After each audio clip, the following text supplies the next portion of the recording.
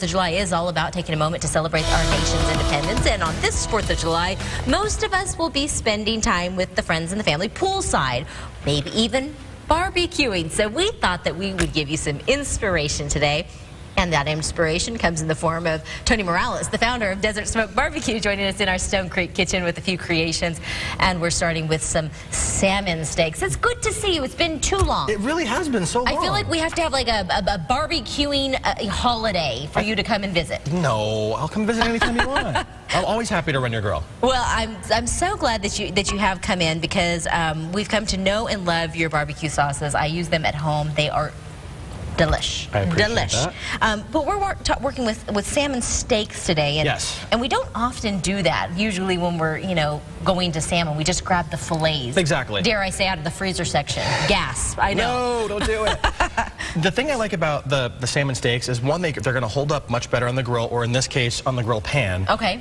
Two, they're always a less expensive cut. Everybody goes for the boneless, skinless fillets or the skin-on fillets, and very rarely do you find people looking for the steaks. So it's a nice, thicker, meatier cut that you can throw on the grill. But we've got that little thing right there in the middle. Right, that's the spine, but it's just like the bone in a steak. Okay. And then also these particular salmon steaks haven't been deboned. So they've got these little... They've got the little pin bones. Okay.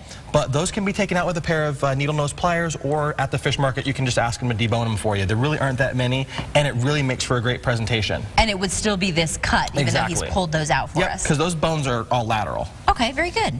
All right, so let's get started. And I see that you've got an array of, color, and you're starting out with just a little salt and pepper. Just a little salt and pepper to start with. I generally like to do all of my grilling, all my meats, just get some salt and pepper or some of my southwestern seasoning before I grill them. And then I Have you been holding out on me? Southwest seasoning? What, is this new? That is new. I don't know about this. It hasn't even hit store shelves yet. It's only available online at DesertSmokeBBQ.com. So what sort of flavor would this add to anything? It's going to add that smoky barbecue flavor. You've got actually 7 different kinds of chili. You've got some garlic. You've got some cumin. I like to say it's your whole kitchen cabinet, all those spices that you never use because you never know what to do with them. Right. All put together in the right proportions to make it taste good. To make it perfect. Absolutely. So we've got our salmon steaks. We're going to throw them on a hot grill. I love the smell of it. Oh, put some in your hand and taste it. Okay. It won't hurt you. Does it have salt in it?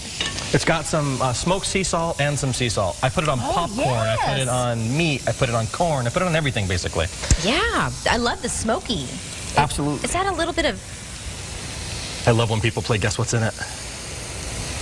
There's a very distinct flavor that I know I've had commonly in Mexican food, but I can't... Cumin. Okay.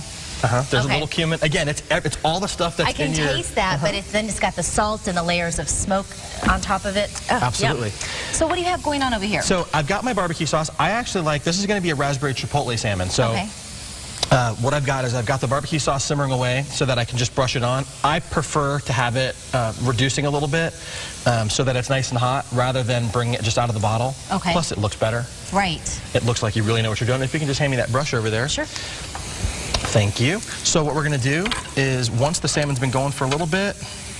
Well, and we're fast tracking TV. Ordinarily that would pull up whenever it's ready to go. Yes. You know what? You don't have to rush perfection. Oh, we can do it. You know what? Let that have a little love on the skillet. And then we can pull it up a little bit later because we're not letting you go anywhere, right? Yeah, I think I have to cook something else for you today. Well, you can finish that up and we'll show it at the beginning. You'd like to pair it with these? Yeah, I mean, and I did the corn and the peppers just because there's so many things that are great on the grill that people don't often throw on the grill. Everybody does corn. Nobody really does sweet peppers. I like to do my veg. I like to do my zucchini and all that other fun stuff. If we were doing the sweet pepper like this, would it just like truly just go right on? You can throw them right on the grill. Or are they going to bubble? Or? They're not going to bubble. Okay.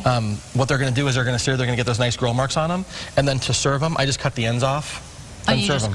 Okay. With the sound effect. With the sound effect. You got to have the sound effects. I love your sound effects. They're so awesome. All right. Well, why don't you kind of babysit that a little bit, because I think it'll be better if once we can show what it's really supposed to look like, and then in the next segment you're going to prepare some pork chops with your fantastic barbecue sauce. All right. Well, stick around because there's more 4th of July.